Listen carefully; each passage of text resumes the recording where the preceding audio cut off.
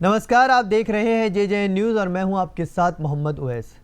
भक्तों से हमेशा गुलजार रहने वाले केदारनाथ धाम में आजकल सन्नाटा पसरा है। केदारनाथ धाम में दूर दूर तक कोई भी भक्त नहीं दिखाई दे रहा है, क्योंकि लगातार दूसरे वर्ष भी केदारनाथ यात्रा पर कोरोना महामारी की बुरी मार पड़ी है। कोरोना महामारी ने केदारनाथ यात्रा से अपनी आजीविका चलाने वाले हजारों लोगों को बेरोजगार कर दिया है। आजकल बाबा की नगरी में मात्र कुछ तीर्थ पुरोहित, देवस्थानम बोर्ड के अधिकारी, कर्मचारी और पुनर्निर्माण कार्यों में लगे मजदूर ही दिखाई दे रहे हैं। इस बारे में तीर्थ पुरोहित उमेश पोस्ती का कहना है कि धाम में दूर दूर तक सिर्फ और सिर्फ सन्नाटा पसरा हुआ है। इन दिनों मंदिर परिसर में 1 किलोमीटर दूर तक भक्त बाबा केदार के दर्शनों के लिए लंबी कतार में खड़े रहते थे और भक्तों को बाबा के दर्शनों के लिए घंटों तक इंतजार करना पड़ता था। लेकिन कोरोना महामारी के कारण बाबा का धाम वीरान हो गया है।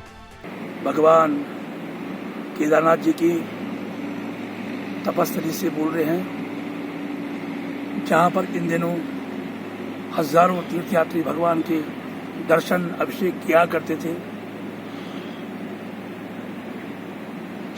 कोरोना की महामारी को देखते हुए इन दिनों यहाँ सन्नाटा छाया हुआ है।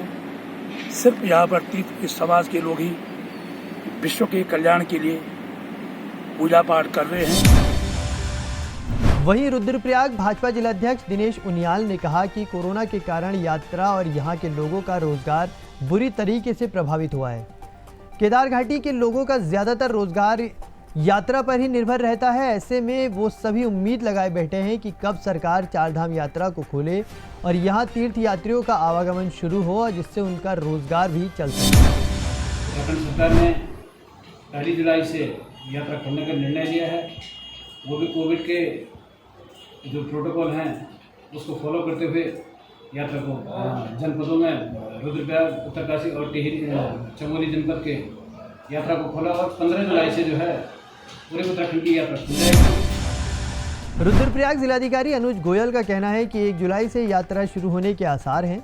वर्तमान में धाम में मूलभूत सुविधाओं को जुटाया जा रहा है। पैदल मार्ग भी तैयार कर दिया गया है और बारिश से जो नुकसान गौरीकुंड केदारनाथ पैदल मार्ग को हुआ है उसे दुरुस्त किया जा रहा है। जब भी यात्रा शुरू होगी, प्रशासन की तैयारियां पूरी होंगी। तो वर्तमान में जैसा कि आंकलन लगाया जा रहा है, 1 जुलाई से संभवतः यात्रा चालू हो जाएगी। उसकी विस्तृत SOP का हम जैसी प्राप्त होगी उसके क्रम में कार्रवाई कर ली जाएगी। वर्तमान में बिजली की, पानी की, रहने की जो ये मूलभूत वहाँ पे व्यवस्थाएं करनी होती हैं, उस पर लगातार हम लोग काम कर रहे हैं और वर्तमान में पानी की, बिजली की कोई समस्या नहीं है। जो हमारा पैदल मार्ग होता है उसमें भी पूरा मार्ग तैयार है, रेलिंग वगैरह सब तैयार है और जो प्रत्येक बारिश के साथ अगर कहीं पे थोड़ा बहुत डैमेजेस होते हैं उसके रिपेयर की कार्रवाई भी गतिमान है। वहीं रुद्रप्रयाग पुलिस अधीक्षक आयुष अग्रवाल ने कहा कि कपाट खुलने के बाद शासन से जो भी निर्देश दिए जाएंगे उसका पालन किया जाएगा। धाम में कुछ जवान, मजदूर और पुलिस फोर्स की तैनाती की गई है। अगर यात्रा खुलती है तो यात्रियों की सुविधा के लिए धाम और पैदल मार्ग पर अतिरिक्त फोर्स की तैनाती भी की जाएगी। देखिए, जो केदारनाथ धाम है वहाँ की कपाट 17 मई को खुल गए थे। तो जो शासन के द्वारा और देवस्थानम बोर्ड के द्वारा जो SOP जारी की गई थी, तो उसके अनुसार तीर्थ पुरोहितों को वहाँ पर दर्शन की अनुमति थी उस समय पर। तो उसके लिए भी हमने वहाँ पर फोर्स की तैनाती की थी। सुबह और शाम के समय लेज़र लाइट से केदारनाथ मंदिर की भव्यता में एक अलग ही नज़ारा देखने को मिल रहा है। मंदिर अनेक प्रकार की लेज़र लाइटों से जगमगाया जा रहा है, जिससे मंदिर की भव्यता देखते ही बनती है। भक्तों के न होने के बावजूद देवस्थानम बोर्ड के पुजारी रोज बाबा केदारनाथ की पूजा अर्चना करने में लगे हुए हैं और यहाँ के लोगों और देवस्थानम बोर्ड से जुड़े लोगों को भक्तों का बेसब्री से इंतजार है। तो केदारनाथ यात्रा से जुड़ी इस खबर में अभी के लिए बस इतना ही। आप देखते रहिए जे न्यूज़। नमस्कार।